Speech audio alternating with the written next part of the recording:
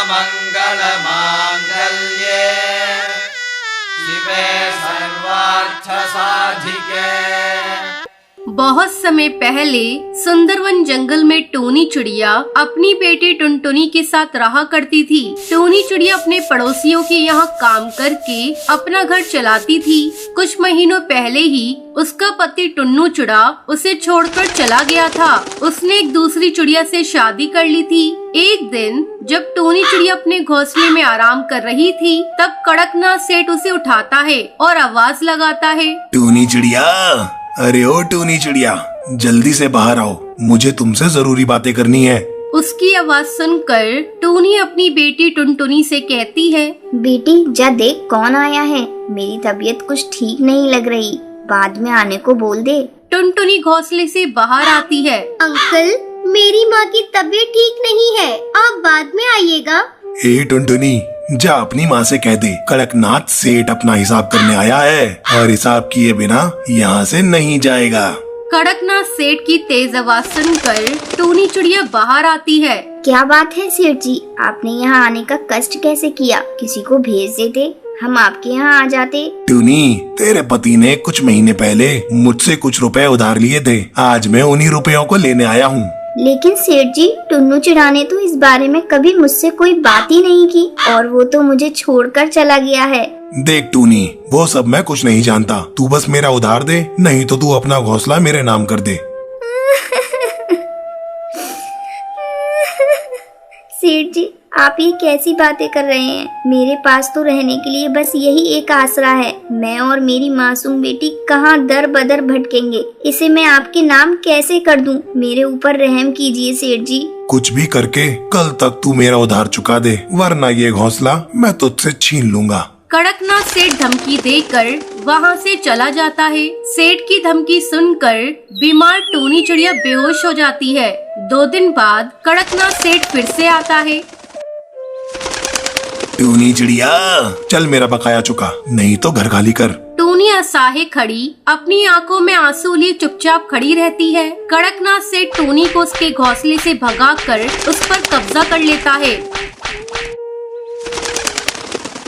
टुनटुनी बेटी चल, अब चलकर कहीं दूसरा आसरा ढूंढते हैं। माँ, तुम्हारी तो तबीयत ठीक नहीं है, हम लोग कहाँ जाएंगे? कौन हमें सहारा देगा? कहीं तो चलेंगे बेटा, कहीं न कहीं तो रहने का आसरा मिल ही जाएगा। उसे जाते हुए जंगल के सारे पक्षी देखने लगते हैं, लेकिन कड़कनाथ सेठ का कोई विरोध नहीं करता। नई आशियाने की तलाश में दोनों माँ बेटी भटकते भटकते पास के जंगल में पहुँचती हैं। बीमार होने के कारण टोनी चिड़िया थक जाती है और एक पेड़ पर बैठ जाती है। फिर अपनी बेटी से कहती है, बेटी टुनटुनी, देखना कहीं से पानी मिल जाए तो ले आ, मुझे बहुत जोरों की प्यास लगी है। ठीक है माँ, मैं अभी पानी लेकर आती हूँ। टुनटुनी उस जंगल की नदी से पानी लाने जाती है। जैसे ही टुनटुनी पानी लेकर आने लगती है, वो देखती है कि एक चिड़िया वहाँ बेहोश पड़ी है। टुनटुनी उस चिड़िया को पानी पिलाती है।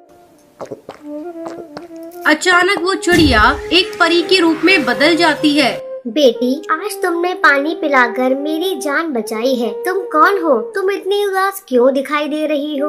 परी माँ, मेरी माँ बहुत बीमार है। सेठ ने हम लोगों को घर से बेघर कर दिया है। अब हम लोग एक नई आशियाने की तलाश कर रहे हैं। बेटी, तुम अब चिंता मत करो, मैं तुम्हारे लिए एक घर बना देती हूँ। तुम अपनी माँ के साथ उस घर में खुशी खुशी रहना और ये लो जादुई आम, इसे अपनी माँ को खिला देना, तुम्हारी माँ भली चंगी हो जाएगी। इतना कहकर वो परी अपने जादू से एक घर बना देती है।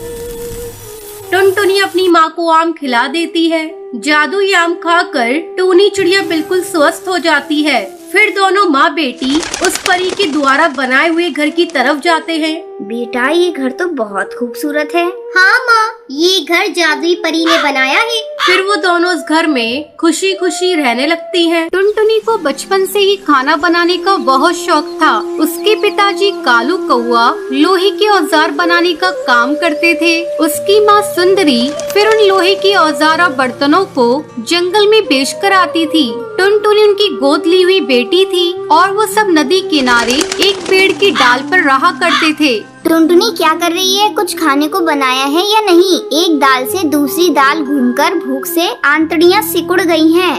लो माँ, आज मैंने कुछ नया बनाया है। अरे तूने ये चावल में क्या डाल दिया है? ये बिरयानी है, मैंने आज ही सीखी है। अरे टुनटुनी बिटिया, जितना तू खाने पर ध्यान देती है कुछ काम पर भी दिया कर। अरे जब देखो कुछ ना कुछ खाने को ही बनाती रहती है। 1-2 साल बाद तेरा ब्याह भी करना है, कुछ घर के काम भी सीख ले। ओहो, शर्मा गई। अच्छा चल जा बाहर भट्टी गर्म कर, लोहा पीटना है। सुंदरी, हमारी बेटी बहुत ही गुणवती है, हमेशा कुछ न कुछ बनाने की कोशिश करती रहती है। लेकिन हम लोग इतने रईस नहीं हैं, रोज इतना अच्छा अच्छा बनाकर खाएंगे तो कहाँ से आएगा? चिंता क्यों करते हो जी? सब बच्चों का भाग्य है, सब भगवान देगा। देख, मेरे बस की बात होती तो उसे 10वीं कराकर घर में नहीं बैठाता और आगे पढ़ाता। वैसे हमारी टुनटुनी जिस घर भी जाएगी स्वर्ग बना देगी, बस एक अच्छा सा लड़का मिल जाए। अरे हम नारियल के खोल में रहते हैं, लड़का भी तो ऐसा ही देखना पड़ेगा ना।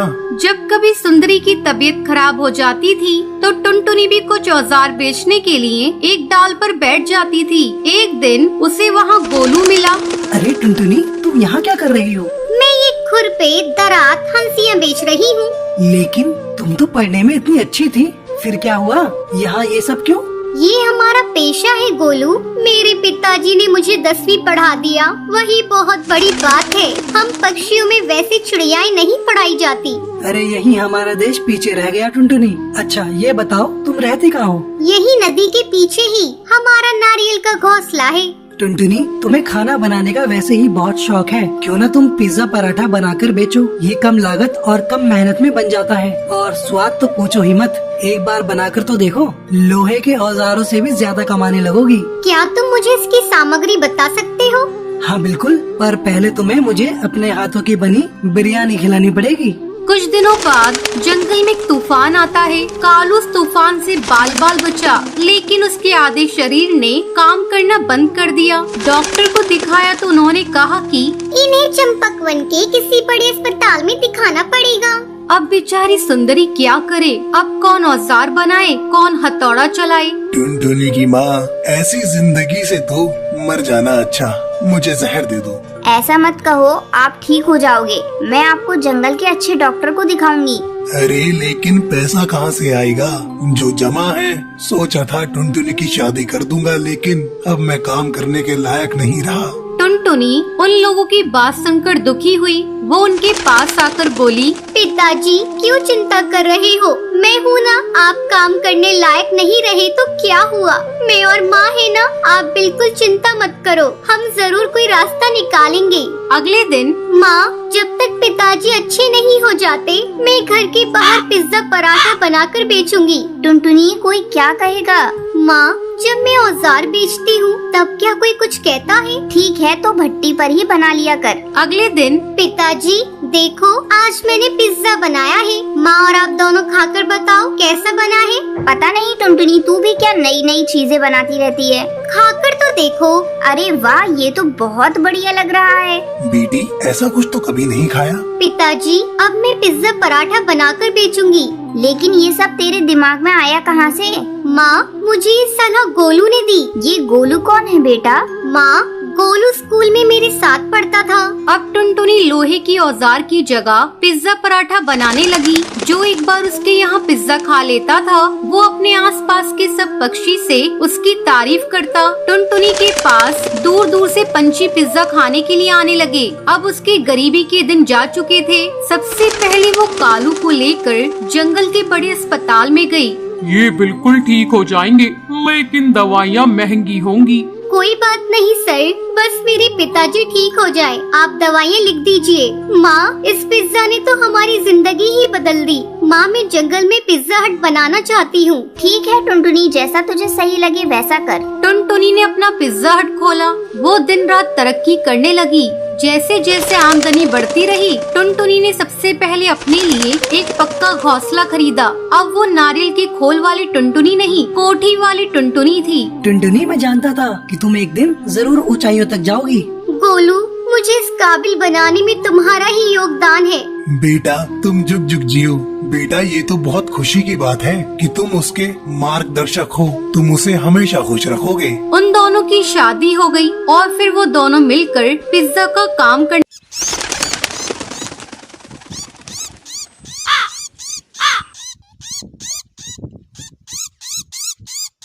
सुंदरवन जंगल में टुनटुनी नाम की एक झगड़ालू चिड़िया रहा करती थी। उसकी किसी से भी नहीं बनती थी। टुनटुनी हर किसी से भी बात करते करते वो झगड़ा करने लगती थी। एक दिन टुनटुनी चिड़िया अपने घोंसले के बाहर बैठी हुई थी। बहुत देर तक टुनटुनी चिड़िया को घोंसले के बाहर बैठी देखकर सुंदरी कौवी उससे कहती है, अरे टुनटुनी, क्या बात है? बहुत देर से देख रही हूँ तू घोंसले के बाहर बैठी है। तुझे आज कोई काम वाम नहीं है क्या? तब टुनटुनी चिड़िया सुंदरी कौवी से कहती है, मैं अपने घोंसले के बाहर बैठी हूँ, तुम्हें इससे क्या मतलब? मैं अपने घर का काम करूँ या ना करूँ? अगर तुम्हें मेरे काम की इतनी ही चिंता हो रही है तो तुम ही मेरा काम कर दो। उसी समय हरी काकी वहाँ से जा रही थी। वो टुनटुनी चिड़िया की बात सुनकर रुक जाती है और टुनटुनी चिड़िया से कहती है, इस टुनटुनी से तो बात ही करना बेकार है, सबकी नाक में दम कर रखा है। ठीक कहते हैं सब तुम्हें झगड़ालू चिड़िया। सुंदरी कौवी, तुम इससे बात मत करो। इतना कहकर वो दोनों को अलग करती है और वहाँ से चली जाती है। सुंदरी कौवी टुनटुनी चिड़िया से कुछ नहीं कहती। वो मन बना लेती है कि वो टुन्नू चिड़ा से इसकी शिकायत करेगी। शाम को जब टुन्नू चिड़ा घोंसले में लौटता है तो सुंदरी कौवी टुनटुनी चिड़िया की शिकायत उससे करती है। टुन्नू चिड़ा टुनटुनी चिड़िया के पास जाकर उससे कहता है, टुनटुनी, तुम पड़ोसी पक्षियों से झगड़ा क्यों करती हो? मैं तो दिन भर काम पर रहता हूँ, तुम इस घोंसले में अकेली रहती हो। अगर तुम इसी तरह सबसे झगड़ोगी तो कौन तुम्हारे सुख दुख में साथ देगा? हाँ, सब मुझे झगड़ालू कहते हैं। अब तुम भी मुझे झगड़ालू कह लो। अब मैं तुम्हारे साथ एक पल नहीं रहूंगी। मैं अपने मायके जा रही हूँ। इतना कहकर टुनटुनी चिड़िया अपने मायके चली जाती है। मायके में आए हुए से काफी दिन गुजर जाते हैं। तब एक दिन टुनटुनी चिड़िया की माँ टूनी चिड़िया उससे कहती है, टुनटुनी बेटा, तुम्हें आए हुए यहाँ काफी दिन हो गए। वहाँ टुन्नू चिड़े को काफी परेशानी हो रही होगी। माँ, मैं तुम्हारे ऊपर बोझ हो गई हूँ क्या? मैं कल से ही जाकर काम करना शुरू कर देती हूँ। तुम्हारे लिए तो भैया और भाभी ही सब कुछ है। अगर तुम कहोगी तो मैं यहाँ से आज ही चली जाऊंगी। अरे टुनटुनी, तू इस तरह मुझसे बात क्यों कर रही है? माँ, तुम ही तो ऐसा बोल रही हो। अब मैं यहाँ से भी हमेशा के लिए चली जाऊंगी। इतना कहकर टुनटुनी अपनी माँ से भी झगड़ा करने लगती है। तभी टुनटुनी चिड़िया की भाभी वहाँ आकर उसे समझाती है, टुनटुनी चिड़िया, जब तू शादी से पहले यहाँ थी तब झगड़ा करती थी तो कोई बात नहीं थी, लेकिन अब तुम्हारी शादी हो चुकी है। बात बात पर सबसे झगड़ा करके घर से कब तक भागोगी? एक दिन ऐसा न हो टुन्नू चिड़ा तुमसे तंग आकर दूसरी चिड़िया से शादी कर ले और तुम पछताती रह जाओ। अभी भी कुछ नहीं बिगड़ा, जाओ और जाकर टुन्नू चिड़ा से माफी मांग लो। अपनी भाभी की बातें सुनकर टुनटुनी चिड़िया को अपनी गलती का एहसास होता है। वो तुरंत अपने घोंसले में लौट आती है। टुनटुनी चिड़िया टुन्नू चिड़ा से माफी मांगती है। अजी, सुनते हो? मुझे माफ कर दो। आगे से मैं किसी से झगड़ा नहीं करूँगी। टुन्नू उसे माफ कर देता है क्योंकि टुनटुनी को अपनी गलती का एहसास हो गया था। फिर वो दोनों एक साथ खुशी खुशी रहने लगते हैं।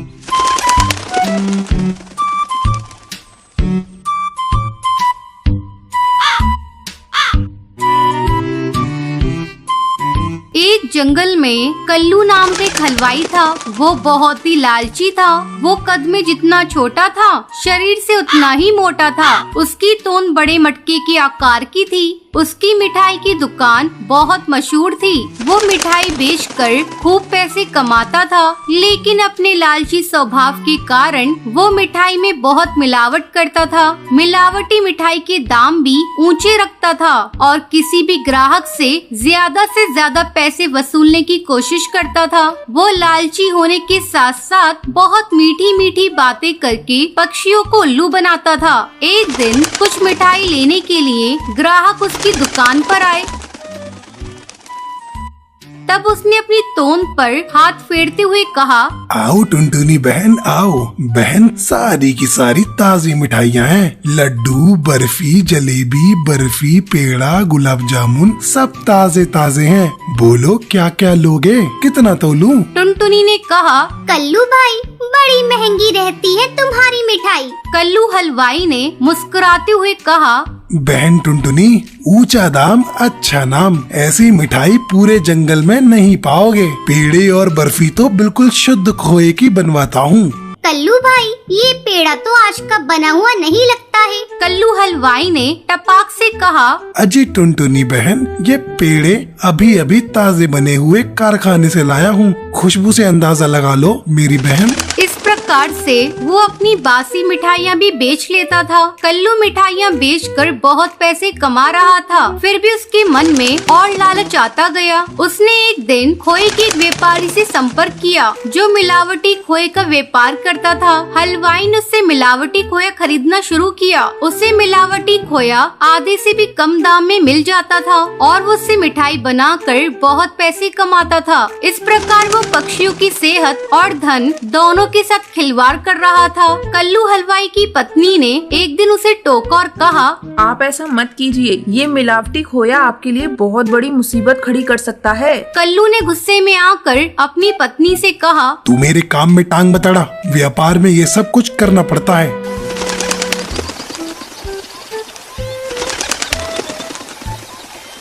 एक दिन बहुत सारे ग्राहकों ने कल्लू की दुकान से बहुत सारी मिठाइयाँ खरीदी।